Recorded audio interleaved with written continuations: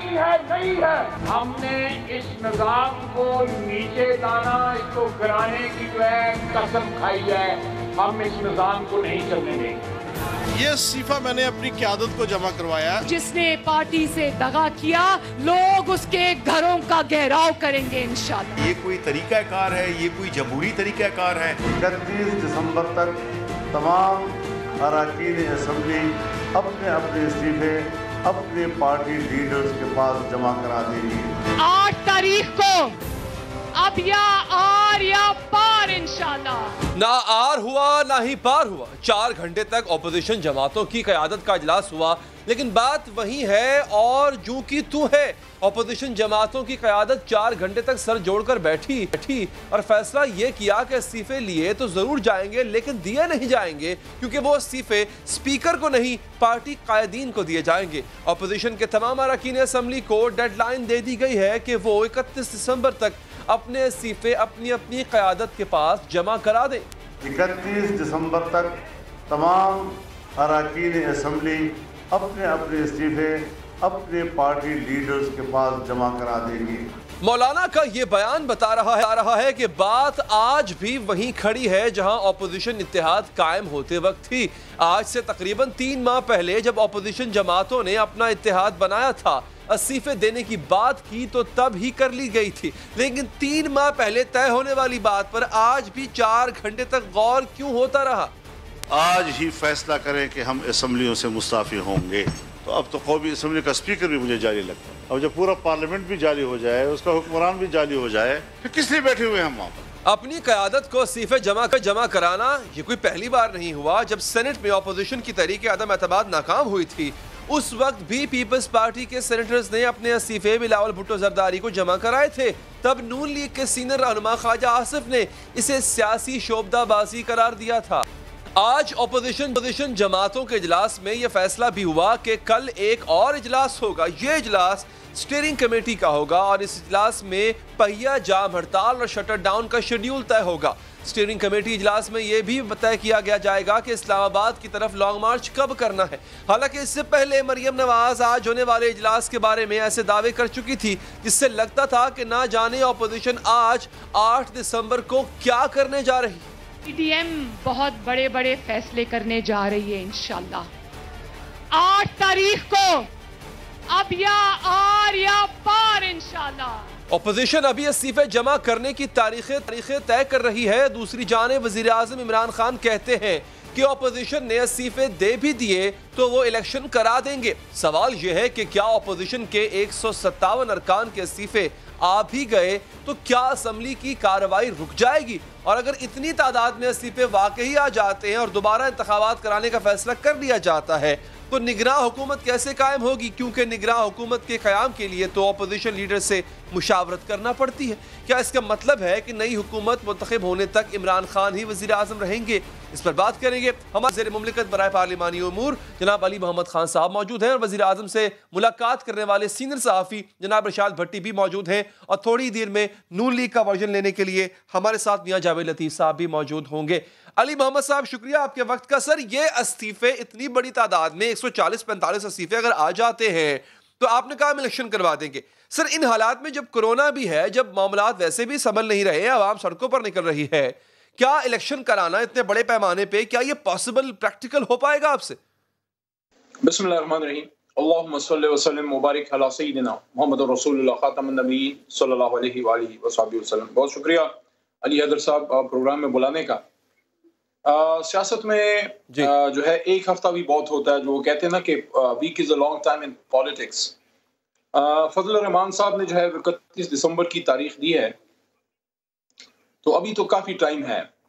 और जहां तक मेरा ख्याल है, पाकिस्तान पीपल्स पार्टी शायद ही चाहे कि वो किसी की अना के लिए या किसी की ख्वाहिश के लिए कि वो सियासत से, असम्बलियों से बाहर हैं। 2 साल से पहली बार जो है ऐसा हुआ है 40 साल की सियासत में कि फजल रहमान साहब जो है वो असम्बलियों से और हुकूमत से बाहर है, कि वो अपनी सिंध की हुकूमत जो है वो उनके लिए दाव पे लगाए और इस्तीफे दें। फिर क्या ये भी एक सवाल है, क्योंकि मैं हल्के की सियासत करता हूँ, हल्के का सियासतदान हूँ, तो कोई भी हल्के का सियासतदान जिसने हल्का जीता होता है, बड़ा मुश्किल होता है कि वो इस्तीफा दे, क्योंकि वो अवाम फिर उसको कबूल नहीं करती जहां से वो वोट लेके जाता है, क्योंकि वो उसको इस्तीफा देने के लिए नहीं बल्कि अपने मसाइल हल करने के लिए भेजते हैं।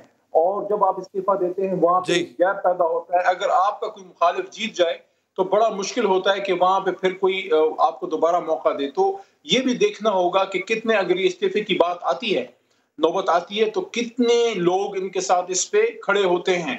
और तीसरी बात यह है कि मैं भी समझता हूँ कि हम जो एक रूटीन की सियासी हुकूमत होती है वो नहीं है। हम एक इनकलाबी हुकूमत है। जितनी कामयाबी हमें मिली है कम है, ज्यादा है। हम हुकूमतें बनाने नहीं, निजाम ठीक करने आए हैं।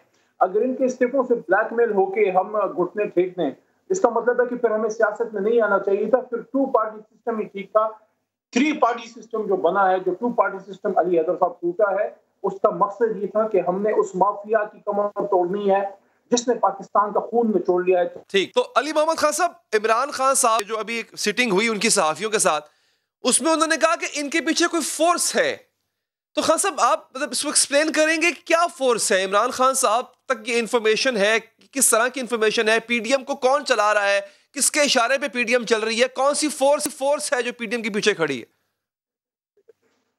मैं फजल रहमान साहब को ये कहना चाहता हूँ कि 31 दिसंबर का क्या इंतजार है। कल सुबह 9 बजे स्पीकर ऑफिस जमा कर दें। नई काम है ताकि हम उस पर इलेक्शन करें, और कम से कम जो भी आए, कम से कम वो पाकिस्तान को तबाह करने का जिम्मेदार तो नहीं होगा। जहां तक आपके सवाल का ताल्लुक है, देखें पीडीएम, मैं तो इसको रोज अव्वल से एक लफ्ज कह रहा हूँ, पाकिस्तान डिस्ट्रक्शन मूवमेंट, कि जो 40 साल की सियासत में हुकूमतों में राय के नहीं कर सके, कि लोगों की मिस गवर्नेंस और इन लोगों की हरकतें देख के जो है हम सियासत में आए हैं। तो मैं नहीं समझता कि पीडीएम को बनाने का मकसद कोई सिर्फ और सिर्फ अपने इक़्तिदार की जो एक हवस पूरी करनी है वो पूरी करना, और अपने करप्शन केसेस को किसी भी तरीके से क्लोज करने के अलावा कुछ भी है। अवाम के मफाद का इसमें कुछ भी नहीं है। सिर्फ अपने जाती मफाद के लिए जो है ये एक टोला इकट्ठा है जिनके ना नजरियात मुश्तरक हैं, ना उनके कोई आपस में कोई यूनियन है, ना उनके आपस में कोई ख्यालात मिलते हैं, ना माजी में कभी एक दूसरे के बड़े करीब रहे हैं। They were after each other's throats। एक वजह से जो है, देखें, माशरे के अठाईगीर और रस्सागीर जब इकट्ठे हो जाएं, इसका मतलब है कि थानेदार जो है वो ईमानदार आ गया है। अच्छा सर, देखिए, एक पॉसिबिलिटी आपने अली मोहम्मद खान साहब पेश की, वो ये थी कि ये किसी भी सूरत इस्तीफे नहीं देंगे, या देंगे भी तो बहुत कम लोग इनमें से एग्री होंगे। एक पॉसिबिलिटी हम ये भी ले लेते हैं सर, और डेफिनेटली आप गवर्नमेंट में हैं तो हर किस्म की आपको प्लानिंग करनी पड़ती है। आप खुद सर हल्के की सियासत करते हैं, आपने कहा पॉलिटिकल वर्कर हैं। अगर सेकंड पॉसिबिलिटी को मद्देनजर रखते हुए ये इस्तीफे दे देते हैं, तो क्या 140-45 ज़िमनी इंतखाब कराना, क्या ये प्रैक्टिकली पॉसिबल है अली मोहम्मद खान साहब? इसका जवाब मेरी आपके लिए ये है कि वो तो फिर बाद में देखेंगे, लेकिन आप मफरूजे पे बात कर रहे हैं। तो अगर मैं आज आपको ये कह दूं कि कल से जनाब फजल रहमान साहब जो हैं हकीकतन दीन की सियासत शुरू कर रहे हैं, या मैं ये कह दूं कि नवाज शरीफ साहब जो हैं वो अब ईमानदार बन गए हैं, अगर ईमानदार बन जाएं तो क्या होगा? या अगर मैं ये कहूं कि मरियम सफदर अवान साहिबा जो हैं वो अब सच बोला करेंगी, तो ये कोई अकल में और समझ में आने वाली बातें मेरे ख्याल में नहीं है। पे बात है, जब आएगी देखी जाएगी। हम सियासत में अगर डर डर के करते, अगर डरते हुए होते, अगर हम डर के सियासत करते, ना इमरान खान आज वज़ीर आज़म होता, ना मैं काबीना का मेंबर होता। सब कुछ दाव पे लगा के इस पाकिस्तानी कौम के लिए निकले। हाँ, हो सकता है हमें वो कामयाबी अभी ना मिली हो जो मिलनी चाहिए, लेकिन गंद इतना छोड़ गए पीछे, निजाम इतना तबाह कर गए हैं कि उसको ठीक करने में थोड़ा वक्त लगेगा। 2 साल के जिम्मेदार हैं, 40 साल के जिम्मेदार पाकिस्तान को तबाह करने वाले उठ के कोतवाल से पूछ रहे हैं, सारे अठाईगीर और रस्सागीर, ये पाकिस्तान का क्या किया? फजल रहमान साहब, जब पाकिस्तान तबाह हो रहा था आप किधर थे? जब खत्म नबूवत के हक़ में तरमीमें हो रही थी आप किधर थे? जब जरदारी साहब, जब पाकिस्तान को जो है वो लूट के बेचा जा रहा था, तब आपकी जमात किधर थे? और बिलावल साहब, आप तब किधर थे जब आप कहते थे आपके वालिद साहब कि democracy is the best revenge? So where were you when Pakistan was looted and plundered and destroyed? Where were you people then?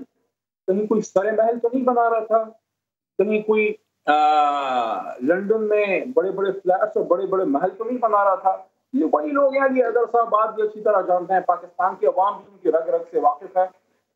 मेरा नहीं ख्याल कोई इतना पागल होगा कि इनके साथ कोई लाखों का मजमा निकलेगा, क्योंकि उनको जो है चोरों के साथ मिलकर एक ईमानदार आदमी को घर भेजना है। मैं नहीं समझता पाकिस्तानी अवाम अखलाक की इस तनज़ली तक पहुंचे हैं। इंशाल्लाह ठीक है। अली मोहम्मद खान साहब बहुत बहुत शुक्रिया आपके कीमती वक्त का। अरशाद भट्टी साहब सर आपका बहुत शुक्रिया, आपने वक्त निकाला। भट्टी साहब आप तो उस मुलाकात में मौजूद थे इमरान खान साहब के साथ, तो सर इमरान खान साहब मुतमईन नजर आए, कैसे उनके उनका उस वक्त जो है वो इरादे कैसे थे, उनसे बात क्या हुई, और जिस फोर्स का उन्होंने जिक्र किया कि उनको लगता है पीडीएम के पीछे कोई फोर्स है, वो आपने पूछा किस फोर्स के बारे में निशानदेही कर रहे हैं? इमरान खान साहब कॉन्फिडेंट थे, थके हुए लग रहे थे लेकिन कॉन्फिडेंट थे। बल्कि उन्होंने एक मर्तबा कहा भी कि जब एक सवाल हुआ कि पीडीएम जो है वो इतनी कॉन्फिडेंट क्यों है, तो उन्होंने कहा कि मैं नहीं लग रहा कॉन्फिडेंट, मैं उससे ज़्यादा कॉन्फिडेंट हूँ। तो वो दूसरी बात फोर्स की नहीं उन्होंने बात की, उन्होंने बात की है कि अपोजिशन तहरीक के पीछे कुछ मुल्क हो सकते हैं, और उन्होंने कहा कि बारी बारी मुसलमान मुल्कों को कमज़ोर करने के बाद अब बहुत सारी ताकतों की पाकिस्तान पर नज़र है, और ये बड़े सब कुछ जो कुछ हो रहा है बड़ी प्लानिंग के तहत हो रहा है और बड़े मंसूबे के तहत सारा कुछ किया जा रहा है।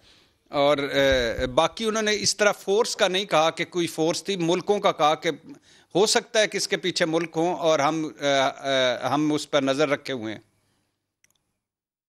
ठीक, अच्छा, तो भट्टी साहब इरादा क्या लगता है खान साहब का, क्योंकि अगर तो ये इस्तीफे दे देते हैं तो इमरान खान साहब कॉन्फिडेंट हैं कि वो इतने बड़े पैमाने पे इलेक्शन करवा सकेंगे, ज़िमनी इलेक्शन? पहली बात तो ये है कि उनको लगता है कि ये इस्तीफे देंगे नहीं। क्यों नहीं देंगे? क्योंकि ये पाकिस्तानी सियासत में वो जैसे वो अक्सर वो उनका एक है कि 126 दिन धरने भी मैं ही दे सकता हूँ और इस्तीफे भी मैं ही जमा करवा सकता हूँ, जो कि याद कराया गया कि आप वो फिर आपने इस्तीफे नहीं दिए थे, वापस हो गए थे। पहली कि वो कहते हैं कि ये पैसे लगा के आए होते हैं, ये थाने कचहरी वाले होते हैं, ये ताकत का होते हैं, ये इसी असम्बलियों में बोनस और तनख्वाहें लेते हैं, ये इसी असम्बली मेंबरी पे अपनी ये जो वीआईपी ट्रीटमेंट लेते हैं अंदर बाहर, तो ये नहीं लगता कि इस्तीफे देंगे। बाकी उन्होंने कहा कि अगर इस्तीफे देंगे तो मैं उस पर इलेक्शन करवा दूंगा। और दूसरा उन्होंने कहा कि जिन जिन हलकों से वो देंगे या जहाँ जितने भी देंगे उतने मैं करवा दूंगा। फिर उनका ख्याल था कि अपोजिशन, उनका कहना है कि अपोजिशन इंतशार फैलाना चाहती है, ट्रैप में लाना चाहती है, लेकिन हम इस ट्रैप में नहीं आएंगे। हमने जलसे की इजाज़त नहीं दी लेकिन रोकेंगे भी नहीं। मुल्तान में उन्होंने कहा कि इस तरह दरवाजे तोड़े जा रहे थे वो स्टेडियम के कि जिस तरह नेल्सन मंडेला या ची गवेरा आए खिताब करने आ रहे हैं। वो कह रहे थे मुजरम जमहूरियत के चैम्पियन बने हुए हैं। और ये बल्कि उन्होंने एक मौके पे कहा कि नवाज शरीफ को मलेशिया का नजीब कहा कि जो करप्शन और कर्जे चढ़ा के चला गया। और फिर उन्होंने बताया कि महातिर मोहम्मद जो है वो दूसरी मरतबा जब आया तो 2.5 साल उसे सिस्टम ने चलने दिया, उसके बाद उनको भी घर जाना पड़ा। तो वो कह रहे थे कि बाकी जब उनसे कहा गया कि आप उनसे अपोजिशन से बात क्यों नहीं करते, उन्होंने कहा कि एनआरओ के अलावा मैं हर चीज़ पर बात करने के लिए तैयार हूँ, एनआरओ नहीं दूंगा क्योंकि ये मुल्क से गद्दारी है। अच्छा, तो सर ये जो कुव्वत का जिक्र हुआ भट्टी साहब, यानी कुछ ऐसे मुल्क जो कि पाकिस्तान को तरक्की करता नहीं देखना चाहते, वो बाकी अरब ममालिक की तरह पाकिस्तान का हाल करना चाहते हैं, वो नाम नहीं लिया क्या इमरान खान साहब ने उस मुल्क का, या कोई ऐसा हिंट दिया हो, कोई इशारा दिया हो? नहीं, वो ये बात चली थी जब हम एक सवाल हुआ कि आलमी सतह पर यूएई सऊदी अरब जो है उससे हमारे तल्लुकात क्यों नहीं बेहतर हो रहे या ख़राब क्यों हो गए हैं। तो उन्होंने कहा मैं नहीं मानता कि ख़राब हो गए हैं। हर मुल्कों के अपने मफादात होते हैं। ये सच्ची बात है कि इंडिया के साथ उनके तल्लुकात ज़्यादा हैं। उन्होंने मोदी को अवार्ड्स भी दिए, बहुत बड़ा इंडिया एक बहुत बड़ी मार्केट है, लेकिन हमारे तल्लुकात ख़राब नहीं हुए और बेहतर हो जाएंगे। वहीं से आगे एक सवाल हुआ कि जब अपोजिशन के कॉन्फिडेंट इतनी क्यों, उन्होंने कहा कि अपोजिशन से ज़्यादा कॉन्फिडेंट मैं हूँ, लेकिन लगता है हो सकता है कि अपोजिशन के पीछे कुछ मुल्क हों। बाकी 2-4 उन्होंने बड़ी और भी बातें की, जैसे उन्होंने कहा कि बल्दियाती इंतखाबात सेनेट इलेक्शन के बाद करवाए जाएंगे और IMF के बाद IMF के पास ना जाना, जल्दी ना जाना हमारी गलती थी, और 2 नए शहर बना रहे हैं, 2 नए डैम बना रहे हैं, इदारा जाती रिफॉर्म्स नहीं कर सके बर वक्त, ये भी हमारी गलती थी। और बाकी उन्होंने कहा कि हुकूमत को डिस्टर्ब करने, निज़ाम को ना चलने देने की कोशिशें हो रही हैं और इनको पता है कि जब तक इमरान खान है तब तक इनकी दाल नहीं गलेगी और इनको ये नहीं पता कि जब अगर मैं हुकूमत से निकला तो मैं जब सड़कों पे आ गया तो इनको लग पता जाएगा। तो वो उन्होंने कहा है कि मैं कॉन्फिडेंट हूँ कि ये आएँ, आके असम्बली में, हमने पूछा कि आप असम्बली में क्यों नहीं जाते हर बुध को जाना, तो उन्होंने कहा असम्बली में बात ही नहीं करने देते। असम्बली में उन्होंने कहा और जब भी इनसे बात हुई है, जब भी इनसे कोई बात करने की कोशिश की है, इनकी बात करप्शन केसेस पे आके ख़त्म हो जाती है और अगर आज हम नैब ख़त्म कर दें तो ये खुद ब खुद अपनी मूवमेंट भी ख़त्म कर देंगे। तो इसलिए वो कहते हैं लेकिन ये केसेस चलेंगे और ये एहतसाब इनका होगा और मैं ए रूल ऑफ लॉ की जंग लड़ रहा हूँ। बड़े डिफाइनिंग मूवमेंट्स हैं और ये बहुत बड़ी जंग है और इन सारों को मैं बता देना चाहता हूँ कि इमरान खान ये जंग जीतेगा। अच्छा भट्टी साहब, उन्होंने एक मौके पे, अगर मैं गलत नहीं हूं तो, एक मुतबादिल निज़ाम की बात भी की कि अगर पार्लिमानी क़यादत करप्ट है तो फिर ये निज़ाम नहीं चलेगा। तो आपको कहीं महसूस हुआ कि वो किसी और निज़ाम को भी जहन में रखे हुए हैं अगर ये पार्लिमानी निज़ाम नाकाम होता है तो? नहीं, उन्होंने ये नहीं कहा कि मुतबादल निज़ाम आएगा, कोई सदारती निज़ाम या कोई मार्शल लॉ या कोई इस तरह की बात नहीं की। उन्होंने कहा कि ये पार्लिमानी निज़ाम, पार्लिमानी जमहूरियत दो बुनियादों पर होती है, एक मेरिट और दूसरा लीडरशिप जो होती है, जो ऊपर वाली एलीट क्लास होती है वो अकाउंटेबल होती है। यहाँ दोनों चीज़ें ही नहीं हैं तो ये कैसे चलेगा? ये इस तरह नहीं चलेगा। जमहूरियत, ये कैसी जमहूरियत चला रहे हैं जिसमें जमहूर का इनको दर्द ही कोई नहीं है। वो कोरोना की मिसाल भी उन्होंने दी, फिर उसके बाद उन्होंने लूटमार की भी दी, करप्शन की भी दी और फिर उनके दिया कि वो वीडियो लिंक से बैठकर, और फिर उन्होंने इसहाक डार का कहा कि जितना इसहाक डार झूठा है उससे ज़्यादा बड़े ये सारे झूठे हैं और ये झूठे इकट्ठे हुए हैं और इस वजह से मुझे इनसे कोई ख़तरा नहीं है। तो लेकिन उन्होंने ये नहीं कहा कि ये निज़ाम कोई जा रहा है या कोई और निज़ाम आ रहा है। उन्होंने कहा कि ये निज़ाम तभी चलेगा, तभी लोगों की उम्मीदें पूरी करेगा कि जब इसमें मेरिट होगा और ये हम सारे ऊपर वाले अकाउंटेबल होंगे। ठीक। अच्छा भट्टी साहब, फौज के साथ ताल्लुक के हवाले से क्या गुफ्तगू वहां पे हुई? क्या किसी ने सवाल किया या प्राइम मिनिस्टर साहब ने कोई ऐसी बात की कि अभी भी एक पेज पर हैं, अभी भी मामला जो है वो उतने ही बेहतर है जैसे माजी में हुआ करते थे? कोई खबरें आती रहती हैं कि हुकूमत की कारकर्दगी पर भी जो है वो किसी हद तक फौज को तहफ़्फ़ुज़ात। अल्लाह आपका भला करे। मैं सोच रहा था कि आप इस सवाल की तरफ क्यों नहीं आ रहे, आप बिलाखिर आ ही गए। तो बिल्कुल इस पर भी बात हुई ना सर, और बिल्कुल भी इस पर भी बात हुई। बल्कि इमरान खान साहब को आज मैं वो एक क्रेडिट तो देना पड़ेगा इमरान खान साहब को। वो गो के मीडिया से बहुत तंग हैं और गो के मीडिया की ठुक ठक भी हो रही है, लेकिन मुसलसल लोगों से वो जो मिलना, मुसलसल तल्ख सवाल लेना। पहले तो पता है ना वो हलवे, मांडवे और बरोस्ट और आलू गोश्त और सिरी पाए और ये रख कर तो सवाल पूछे जाते थे तो आगे से कहा छड्डो जी, रोटी खाओ मिट्टी पाओ। और हेलीकॉप्टर ग्रुप होता था, 4-5 के अलावा कोई बंदा आ नहीं जा सकता था।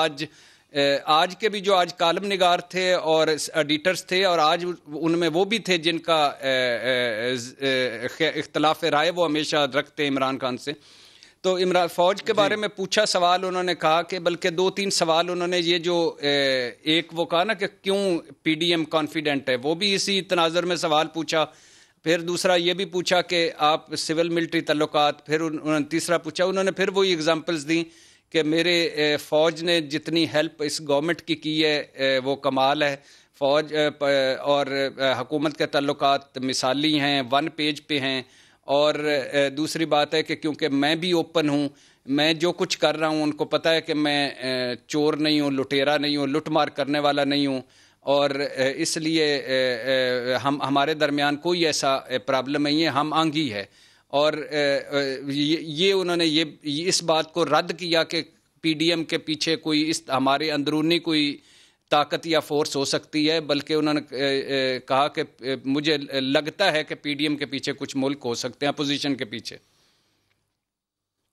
ठीक, बिल्कुल ठीक। इरशाद भट्टी साहब, बहुत बहुत शुक्रिया आपके कीमती वक्त का। हमारे साथ मौजूद थे इरशाद भट्टी साहब, जो हमें अहवाल बता रहे थे अपनी उस मीटिंग का जो उनकी प्राइम मिनिस्टर साहब के साथ हुई। आगे बढ़ेंगे, एक वक्फा लेंगे नाज़रीन। वक्फे के बाद पीडीएम के स्ट्रैटेजी, पीडीएम ने जिस तरह से एक अपना घमसान का रंग डालने का एक प्रोग्राम बना रखा है, क्या वाकई वो रन पड़ेगा और क्या वाकई उससे इतनी गर्द उठेगी कि हुकूमत पर छा जाएगी? वक्फे के बाद बात करेंगे। नाज़रीन, मुल्क की सियासी बिसात पर घमसान का रन पड़ा हुआ है। हुकूमत और अपोजिशन की कशमकश बदतरीन महाज़ाराई में बदल चुकी है। महंगाई को आड़ बनाकर हुकूमत को घर भेजने के मुतालबे किए जा रहे हैं। अवाम के हकूक के नाम पर जलसे, जुलूसों और रैलियों की शक्ल में जंग लड़ी जा रही है। लेकिन क्या ये जंग अवाम की है या सियासी मफादात की है? शिकवा महंगाई का है या करप्शन केसेस का? मुतालबा अवामी बालादस्ती का है या फिर इक़्तिदार में अपने हिस्से का है? ये सभी सवाल बहुत अहम है, क्योंकि इनके जवाब में ही अपोजिशन की तहरीक की हकीकत पोशीदा है। अपोजिशन का इत्तेहाद पीडीएम हुकूमत गिराना चाहता है और इस मुतालबे के लिए महंगाई की सूरत हाल को जवाब बनाया गया। भूल रही है, ना मुल्क चलता है, ना मईशत चलती है, ना जमहूरियत तो चलने देते हो, फिर हमें पीडीएम बनाना पड़ा। पाकिस्तान के लोग इस हुकूमत का खात्मा चाहते हैं। मईशत का बेड़ा गर्क, कारोबार का बेड़ा गर्क, नौकरियां खत्म। ना अहल हुक्मरानों से जो सेलेक्ट होके आए हैं उनसे जान छुड़ाए, या आप ये चाहते हैं कि यही रहें? ये फैसला आपने कर दिया।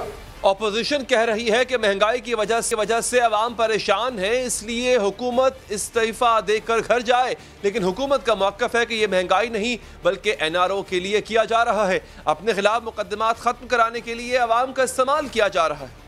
हुकूमत के इस मौक़िफ़ में वजन भी नजर आ रहा है, क्योंकि अगर हुकूमत को घर भेजने का हकीकी जवाब महंगाई ही होता तो यह फार्मूला तो सबसे पहले पीपल्स पार्टी के साबिक हुकूमत पर फिट होता है, जिसके मुकाबले में पीटीआई हुकूमत के दौर की महंगाई वाज़े तौर पर कम है। आज से 11 साल पहले साल 2009 में महंगाई मुल्क की तारीख की बुलंद तरीन सतह पर थी। वर्ल्ड बैंक के आदादोशुमार के मुताबिक पीपल्स पार्टी के दौरे हुकूमत में 2009 में पाकिस्तान में महंगाई की सतह 13.6% पर थी और अगले बरस की शरह मामूली फ़र्क के साथ 12.9% पर आई। यही नहीं बल्कि 2011 में भी महंगाई की शरह 11.9 पर मौजूद रही और 2012 में पीपी की हुकूमत महंगाई को कुछ कम करके 9.6% पर ला सकी थी। लेकिन महंगाई की इस बदतरीन सूरत हाल के बावजूद भी मुस्लिम लीग नून या किसी भी दूसरी सियासी जमात को इस वक्त आवाम का दर्द नहीं जागा था। किसी भी सियासी जमात ने यह मुतालबा नहीं किया था कि महंगाई बहुत ज़्यादा है, इसलिए पीपल्स पार्टी की हुकूमत घर जाए। इस सूरत हाल के मुकाबले में आज जिस महंगाई को हुकूमत के खात्मे का जवाब बनाया जा रहा है, वह महंगाई पीपल्स पार्टी के दौर की शरह से कम है। पाकिस्तान इदारा शुमारियात के आदादोशुमार के मुताबिक पाकिस्तान में माली साल 2018-19 में महंगाई की शरह मजमूई तौर पर 6.8 थी, जबकि माली साल 2019-20 के अख्ताम पर महंगाई की शरह 10.7% थी, जो रवा माली साल में कम हो गई और माली साल के पहले 5 माह में मुल्क की महंगाई की मजमूई शरह 8.7% पर मौजूद है। यानी आज इस वक्त मुल्क में महंगाई की जो शरह वो पीपल्स पार्टी हुकूमत की 4 साल की महंगाई से वाज़े तौर पर कम है और अपोजिशन इस सूरत हाल पर वावेला कर रही है और आवाम को हुकूमत गिराने के लिए सड़कों पर लाने की धमकी दे रही है। ये सूरत हाल अपोजिशन की तहरीक को मशकूक बना रही है, इनके मुतालबात पर सवालात उठा रही है। इस पर मजीद बात करने के लिए हमारे साथ नून लीग के सीनियर रहनुमा जनाब मियां जावेद लतीफ़ साहब। मियां साहब, शुक्रिया आपके वक्त का। सर, सवाल दोहराने की शायद मुझे ज़रूरत ना पड़े, क्योंकि जो मैंने अभी कहा वही मेरा सवाल है। यही महंगाई, इससे ज़्यादा महंगाई पीपल्स पार्टी के दौर में थी, तब ख्याल क्यों ना आया? तब तो आप एक वक्त के लिए, चाहे कम वक्त के लिए क्यों ना सही, आप हुकूमत का हिस्सा भी रहे, तब ख्याल क्यों ना आया? सर, आज क्यों ख्याल आया है कि आपको सड़कों पर निकलना? अली हैदर, शुक्रिया। मगर 2-3 चीज़ें हैं। महंगाई अपनी जगह है, बेरोज़गारी अपनी जगह है, करप्शन आज जितनी बड़ी है वो अपनी जगह है। मगर आप मुझे ये बताएं कि इन 2.5 सालों का अगर पिछली हुकूमतों से आप मुआवजा करेंगे तो आपको करप्शन भी ज़्यादा नज़र आएगी, आपको महंगाई भी ज़्यादा नज़र आएगी, बेरोज़गारी भी नज़र आएगी। मगर उससे बड़ा जो काम इन्होंने किया है वो है मकबूजा कश्मीर का सौदा। आप मुझे ये बताएं कि पाकिस्तान में आज आइन कानून की कोई आपको 2.5 सालों में अमलदारी नज़र आ रही है? और फिर मुझे आपसे ये सवाल करना है, अगर आप इजाज़त दे दें तो आपने अपने इंट्रो में जो बातें 2-3 की हैं मैं उस पर आना चाहता हूँ। मुझे ये बताएं कि इमरान खान साहब किसको धमकी लगा रहे हैं कि जब मैं रोड पे आया तो लग पता जाएगा? ये किसको धमकी है? अवाम को है या किसी और को है? फिर दूसरा मुझे ये बताएं कि अगर आपने 4 सालों में इश्तिहारी रहकर अदालतों में भी जाते रहे और अदालती इश्तिहारी भी थे, मगर आपको तो पीएम लगा दिया गया और दूसरों को आप इश्तिहारी होने के ताने देते हैं, मगर जिस तरह वो हुए हैं वो भी ये सबके इल्म में है। तीसरा मुझे ये आपसे कहना है कि आपने अपने इंट्रो में ये बात की आर या पार, मगर नज़र कुछ नहीं आया। क्या हम आज ये ऐलान करते पीडीएम के अकाबरीन कि जनाब हम आज प्राइम मिनिस्टर हाउस पर हमला कर रहे हैं, आज हम पार्लियामेंट पर हमला कर रहे हैं, आज पीटीवी को कब्जे में ले लेंगे, या सिविल नाफरमानी का ऐलान करेंगे, या ये कहते हुंडी के ज़रिए पैसा भिजवाएं, या आप गैस बिजली के बिल फाड़ने की बात करते? हम तो आइन कानून की बालादस्ती की बात कर रहे हैं। और फिर मुझे ये बताए कि जो प्राइम मिनिस्टर बार बार आपने सवाल भी किया उनसे, शायद अरशाद भट्टी साहब से, कि प्राइम मिनिस्टर जब ये कहते हैं कि जनाब अपोजिशन के पीछे गैर मुल्की कुव्वतें हैं या दूसरे ममालिक हैं, उनका नाम क्यों नहीं लेते?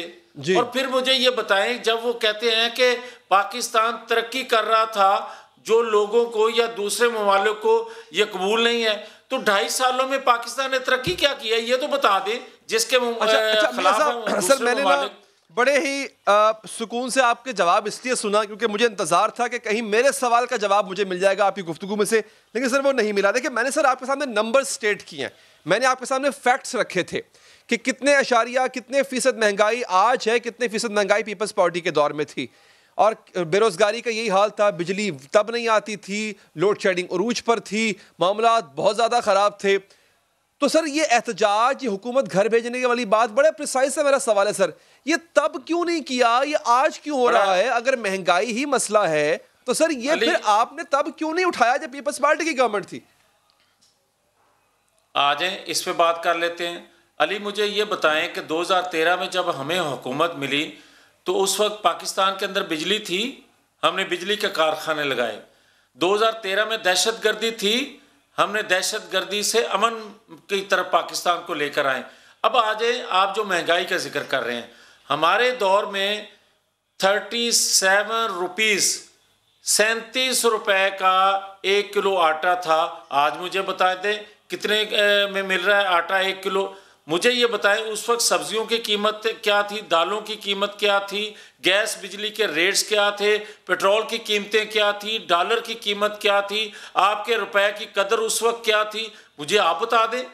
अगर मैं गलत बात कह रहा हूँ कि आज लोग पिसे हुए हैं महंगाई में, तो अगर अदादो शुमार का जिक्र करना है तो मैं सिर्फ एक बात कहता हूँ आपसे कि हमारे दौर में ग्रोथ रेट जो था 5.8 पे था और आज ग्रोथ रेट 0 पे है। अगर इसके बावजूद भी आप अदादो शुमार पे जाना चाहते हैं तो उन लोगों से पूछें जिनके बुजुर्ग बच्चे अगर बीमार हो जाएं तो मेडिसिन उनकी पहुंच से दूर हो गई है। उनसे पूछें जिनके घरों में बच्चे बेरोजगार होकर घर में बैठ के हैं, उनसे पूछें जिनको काम नहीं मिल रहा, उनसे पूछें जो वो 2 वक्त की रोटी को, उनसे पूछें जो अपने बच्चों को तालीम नहीं आज के दौर में दे सकते, या उनसे पूछ लें जिनको अस्पताल में ऑक्सीजन नहीं मिलती और साथ साथ लोग ऑक्सीजन ना मिलने की वजह से पुशावरे में मर रहे हैं। क्या बात आप करते हैं? क्या इन दिनों में आपको इंसाफ ना मिले तो लोग खुदकशियां कर रहे हैं? लोग बच्चों को अपने बच्चों को, बाप जो है 5-5 बच्चों को अगर रोटी नहीं मिलती तो नहर में उनके साथ कूद जाता है।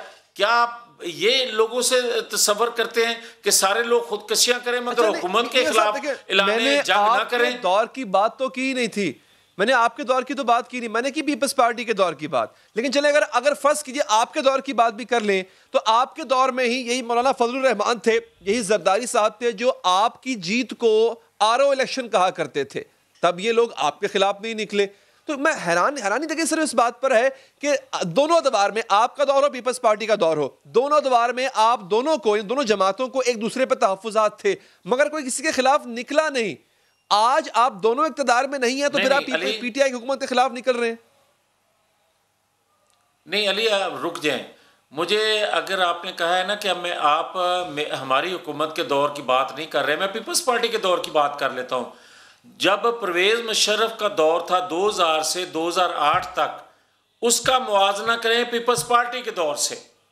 फिर आपको अंदाज़ा हो जाएगा कि पीपल्स पार्टी परवेज़ मुशर्रफ के दौर से बेहतर डिलीवर कर रही थी और पीपल्स पार्टी को वोट इसीलिए मिला कि परवेज़ मुशर्रफ के दौर से, काफ लीग के दौर से लोग मुतमिन नहीं थे।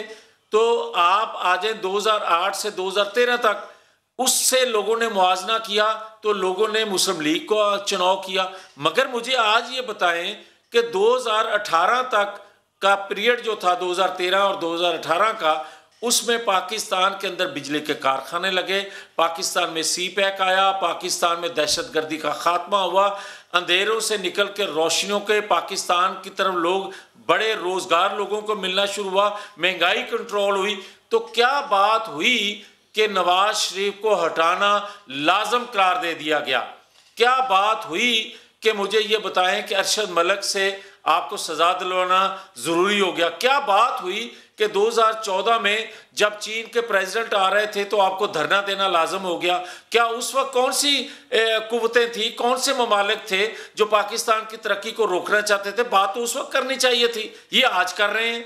उस वक्त क्यों धरना दिया गया? और आज जो पाकिस्तानी कौम बाहर निकल रही है, अली हैदर ये बताएं कि पाकिस्तान में कौन सी तरक्की हो रही है या कौन सी इन्वेस्टमेंट दुनिया के ममालिक पाकिस्तान में करना चाहते हैं जो अपोजिशन रोक रही है? भाई पाकिस्तान का अपना सरमायाकार जो है, पाकिस्तान से सरमाया उठा के दूसरे ममालिक में ले गया है आपकी करतूतों की वजह से। तो इसके बावजूद भी क्या लोग अपने आप को बचाने के लिए, इस रियासत को बचाने के लिए बाहर ना आए? ठीक है, बिल्कुल ठीक है।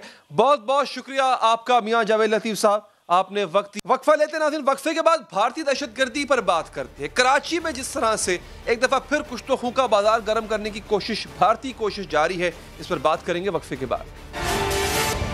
नाज़रीन, कराची में महकमा इंसदाद दहशतगर्दी ने बहुत अहम कार्रवाई की है और मजहबी अफराद की टारगेट किलिंग में मुलव्विस 2 अहम मुलजिम गिरफ्तार कर लिए। काउंटर टेररिज्म डिपार्टमेंट की प्रेस रिलीज के मुताबिक खुफिया इत्तला पर कराची के इलाके कोरंगी में कार्रवाई की गई और कलदम तंजीम सिपाही मोहम्मद ज़ैनबियून ब्रिगेड के 2 दहशतगर्दों करार हुसैन उर्फ पठान और कामरान हैदर उर्फ कामी को गिरफ्तार किया गया।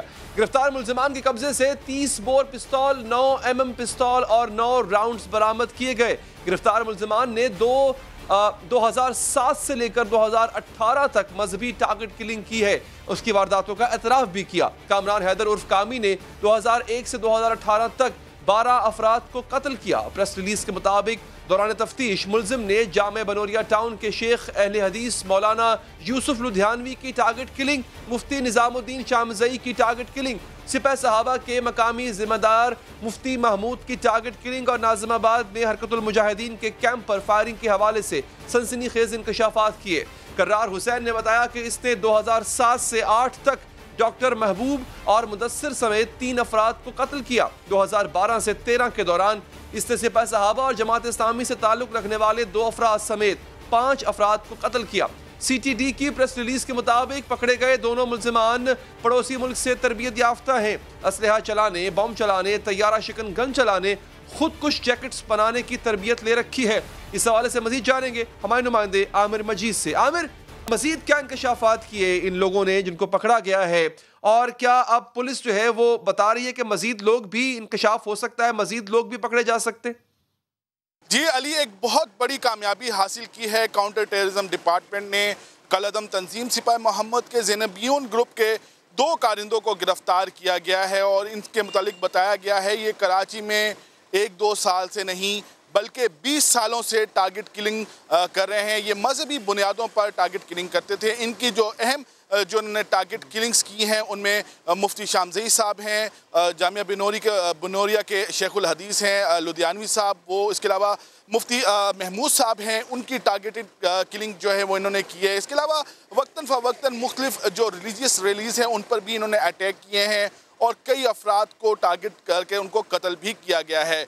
ये ग्रुप, अब बड़ा अहम सवाल है, ये क्या ग्रुप 2 कारिंदों पर मुश्तमिल है? इसका जवाब दिया है काउंटर टेररिज्म डिपार्टमेंट ने कि ये ग्रुप 2 दर्जन से ज़ायद टारगेट किलिंग पर मुश्तमिल ये टीम है जो शहर में फ़िरका वाराना जो बुनियादों पर टारगेट किलिंग करती है और 1996 से ये टारगेट किलिंग का सिलसिला जारी है।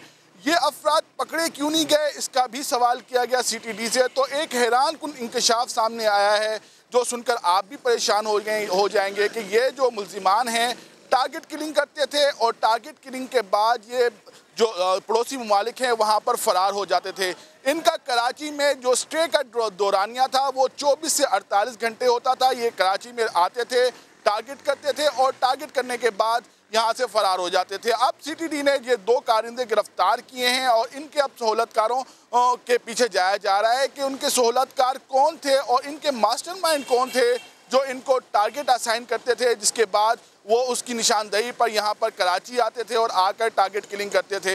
एक अहम पेशरफ्त है, एक अहम डेवलपमेंट है काउंटर टेररिज्म डिपार्टमेंट की तरफ से। कराची में फ़िरका वाराना बुनियादों पर टारगेट किलिंग के हवाले से 2 कारिंदे गिरफ्तार हो चुके हैं। ये कलदम सिपाही मोहम्मद के ज़ेनबियोन ग्रुप के, और बाकी जो बताया जा रहा है 2 दर्जन से ज़ायद मेंबर हैं, उनकी भी तलाश की जा रही है। पता लगाया जा रहा है कि अब वो टारगेट किलिंग के जो कारिंदे हैं वो पाकिस्तान में मौजूद हैं या पड़ोसी ममालिक में मौजूद हैं। तो एक बड़ी डेवलपमेंट है काउंटर टेररिज्म डिपार्टमेंट की तरफ से। ठीक है, बहुत बहुत शुक्रिया, आपने हमें तफसीलात से आगाह किया। आगे बढ़ेंगे नाज़रीन। भारत अपने ही किसानों पर जुल्म कर रहा है, मगर किसान जवाब किस तरह दे रहे हैं, बात करेंगे इसी हवाले से। नाज़रीन, भारत तारीख के बदतरीन मोड़ से गुजर रहा है। बीजेपी की शक्ल में एक अजाब पूरे भारत पर मुसल्लत। इंसानी हुकूक की पामाली, रियासती दहशतगर्दी, अक़लियतों के खिलाफ कवानीन ने दुनिया भर में भारत का चेहरा मस्ख़ कर दिया। एक के बाद एक कमजोर तबका नरेंद्र मोदी के मजालिम का निशाना बन रहा था और अब भारतीय किसानों को भी इनके हक से महरूम करने के जालिमाना कवानीन मुसल्लत कर दिए गए।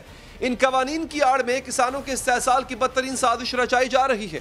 नरेंद्र मोदी के इस मंसूबे ने पूरे भारत को बहरान में मुब्तला कर रखा है। भारत के हजारों किसान 13 रोज से दारुल हुकूमत दिल्ली के बाहर बुराज मानते और आज ये एहतजाज दिल्ली से निकलकर पूरे भारत में फैल गया। मशरकी पंजाब, हरियाणा, बिहार, उड़ीसा, उत्तर प्रदेश, तेलंगा, महाराष्ट्र और मगरबी बंगाल में हजारों किसानों ने धरने देकर अहम सड़कें बंद किए रखी। कई शहरों में भारतीय पुलिस और मुजाहिरीन में झड़पें भी हुई। और दिलचस्प बात यह है कि भारतीय अपोजिशन की 24 जमातें भी सिर्फ किसान तहरीक की हिमायत कर रही हैं, बल्कि इस तहरीक में शिरकत का भी ऐलान किया गया था।